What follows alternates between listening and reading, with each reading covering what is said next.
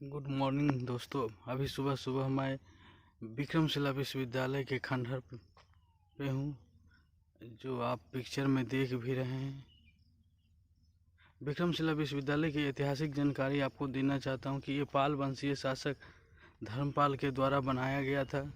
यह नालंदा विश्वविद्यालय उदयपुरी विश्वविद्यालय के बाद बिहार का तीसरा सबसे बड़ा विश्वविद्यालय था, जहाँ बिहार नहीं देश के बाहर से, विदेश से, तिब्बत, चाइना, कोरिया से लोग शिक्षण ग्रहण करने आते थे। यहाँ पर जो आपको दिखा रहा हूँ मैं, एक बिल्डिंग है, उस समय की विश्वविद्यालय की बिल्डिंग की समय है। और आप देख रहे होंगे कि एक पानी गिरने वाला पत्थर का बनाया गया है। तो इससे आपको पता होना चाहिए कि वो पानी छत के ऊपर से गिर रही है और नीचे गिर रही है। इसका मतलब कि इसके नीचे एक मंजिला बिल्डिंग और होगी, जिसकी उत्खनन नहीं की गई है, ऊपर से ही की गई। और आपको सीढ़ियों के माध्यम से मैं लेके चलूँगा ऊपर और दिखाऊंगा, आपको सीढ़ी दिखाऊंगा। ऊपर जाने के लिए सीढ़ी है।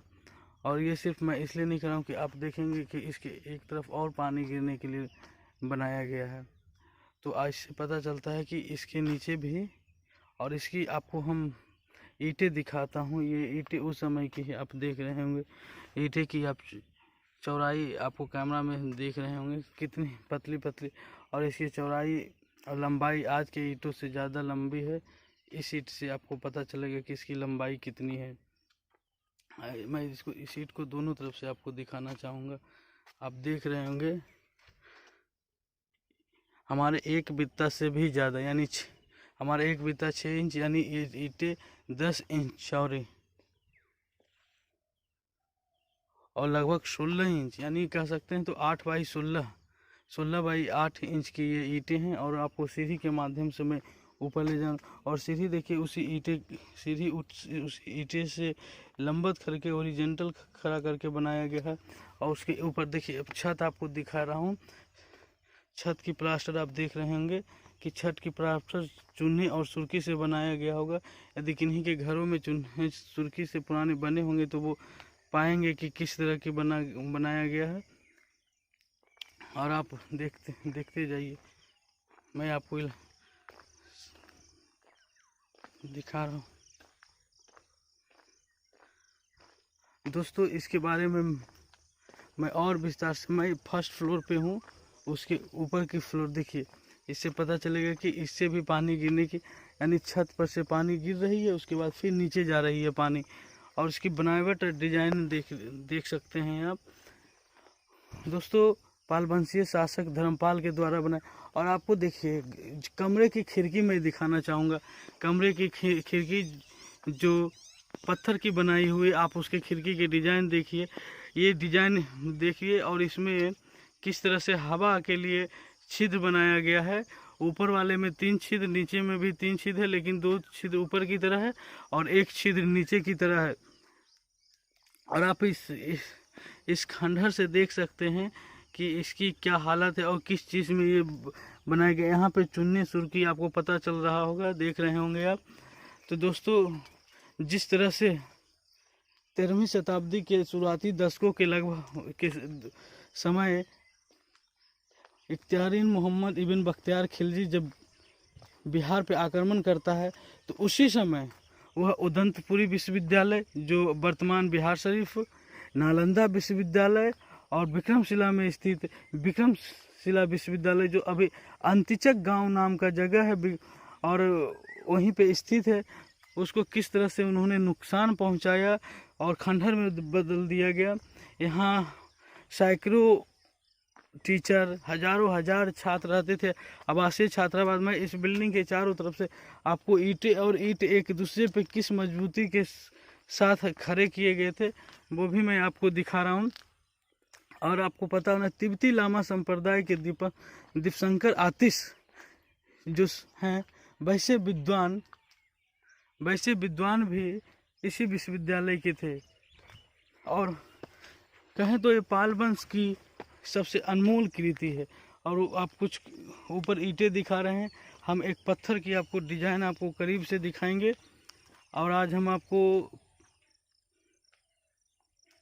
विक्रमशिला विश्वविद्यालय के हर कोने में जो उत्खनन हुआ है, पटना यूनिवर्सिटी ने इसका उत्खनन किया था 51-52 के समय में लगभग, उसके बाद 76, 77 और 78 के समय में भारतीय पुरातत्व विभाग ने इसका सर्वेक्षण किया और लगभग 100 एकड़ उत्खनन हुआ है।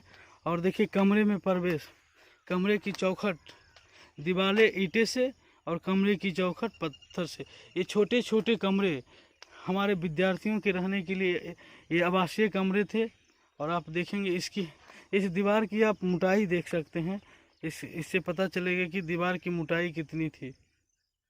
तो आप इस दीवार की मोटाई देखिए, इस तरह की मोटाई की दीवार उस वक्त काम आती है जब गर्मियों के दिन में वातानुकूलित हमें रूम लेना हो या महसूस करना हो तो आप। और ये देखिए, ये कहीं कहीं जो आपको स्टोन पिलर या खंभे कह सकते हैं, ये कहीं ना कहीं ये जो स्तंभ आपको दिख रहे होंगे, इसका यूज छत पे या बरामदा बनाने के लिए, जहाँ पे ज़्यादा संख्या में छात्र बैठने के लिए। आप इधर की साइड में दिखा रहा हूँ, एक कमरे हैं, छोटे से कमरे हैं। और ये जो मैं आपको दिखा रहा हूँ, ये छत के ऊपर ये सभा है, जहाँ हो सकता है कि उस ज़माने में छात्र बैठते होंगे। और मैं आपको दिखा रहा हूँ कि इसके ऊपर की छत इन्हीं स्तंभों पर टिकी हुई थी और ये स्तंभ इस पर रखे हुए। आपको मैं एक साइड से दिखाना चाहूँगा, तो आप देखते होंगे एक के बाद आप ये देखिए, दो, तीन देख रहे हैं, फिर 4। इसी तरह से आप इधर से देख सकते हैं, 1, 2, 3 और 4। और फिर उसके पीछे देखिए, 1, 2, 3, 4। तो इससे पता चल। और जो ये अब टूटे बिखरे स्तंभ हम आपको दिखा रहे हैं, और कहीं ना कहीं ये जो सभा मंडप या सभागार कह सकते हैं, इन्हीं स्तंभों पे खड़ा थी, यानी इसके ऊपर की छत इन्हीं स्तंभों पे खड़ा थी। वो ईंटे की ही होगी, जिस तरह से ईंटे की बनावट आप देख रहे हैं। और जहाँ सारे विद्यार्थी पढ़ते थे, मैं आपको दूसरे छोर की लेके जाऊंगा। मैं एक तरह से आपको एक टोटल व्यू दिखाना चाहता हूँ, आप देख लीजिए। और सामने जो है मोनेस्ट्री है, जो छात्र यहाँ और टीचर पढ़ते थे, खास करके बौद्ध धर्मावलंबी थे, तो वो जहाँ पे बुद्ध भगवान की पूजा करते थे, आप सामने देख रहे होंगे।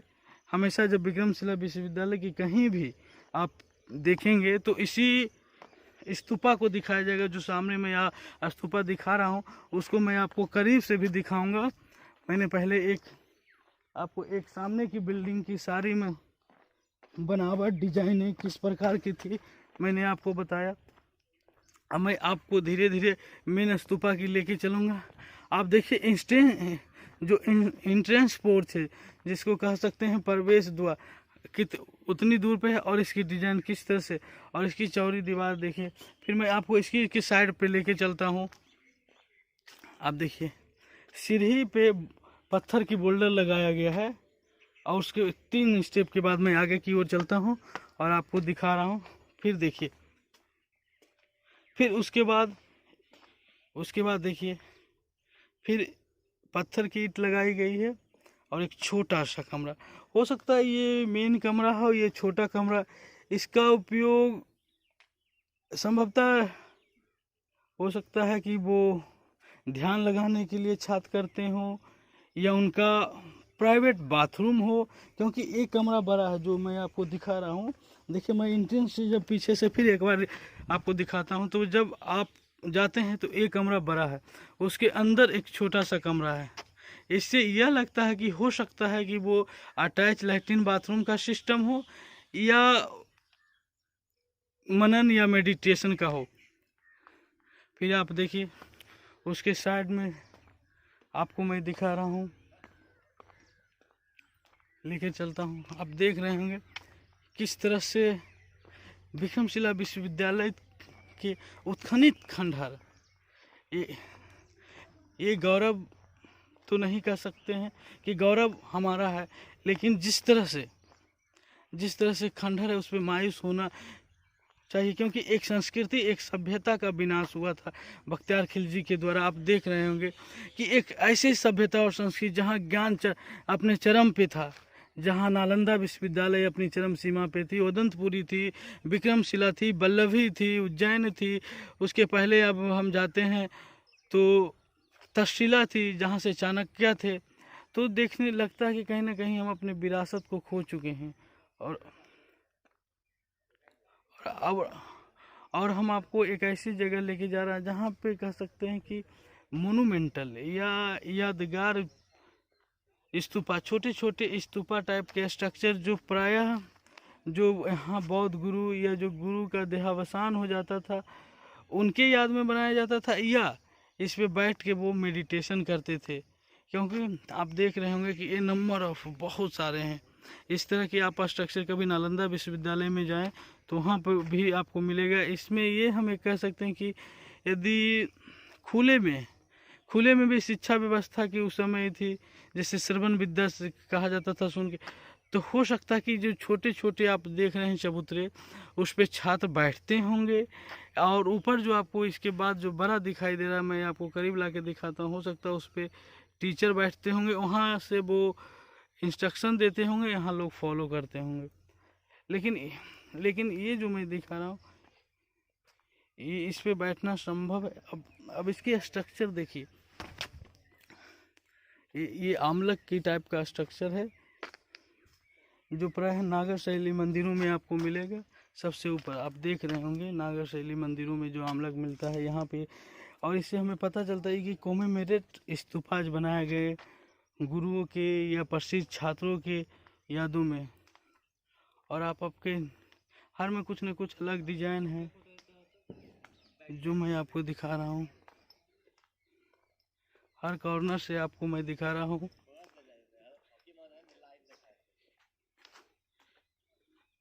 विक्रमशिला विश्वविद्यालय जो उत्खनित हैं, आप देखिए हर तरह की डिजाइन के यहाँ पे स्तूपाज बनाए गए हैं।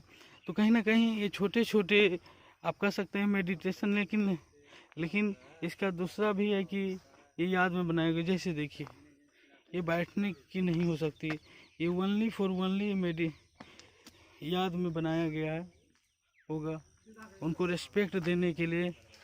देखिए इसके अंदर की आप डिजाइन दे सकते हैं जिसमें आपको कुछ मूर्तियों टाइप का डिजाइन है, इसमें देख सकते हैं।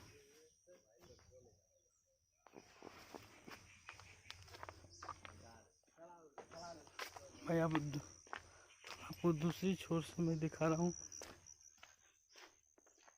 एक एक स्तूपाज को मैं आपको दिखा रहा हूँ। वीडियो में समय ज़्यादा हो जाने के कारण आपको फास्ट दिखा रहा हूँ। और दोस्तों आपने देखा किस तरह से मैं यहाँ पे, आप देखिए ये छोटे छोटे मूर्तियाँ के देखिए, कहीं ना कहीं इन मूर्तियों में बुद्ध बैठे हुए नज़र आ रहे हैं, कहीं अलग अलग मुद्राओं में। और प्रायः बुद्ध की मुद्राएं भूमि स्पर्श मुद्राएं आपको देखने को मिल रहा होगा। यहाँ आप देख रहे होंगे कि नीचे की ओर बुद्ध की है। और इससे ये पत्थर लगाया गया, इससे साफ ये झलकता है कि ये याद में बनाया गया है। ये देखिए इसके चारों तरफ आपको मैं इसके चारों तरफ के जो पत्थर है उसमें आप देख रहे होंगे छोटे छोटे बुद्धाज की संख्या आप देखिए।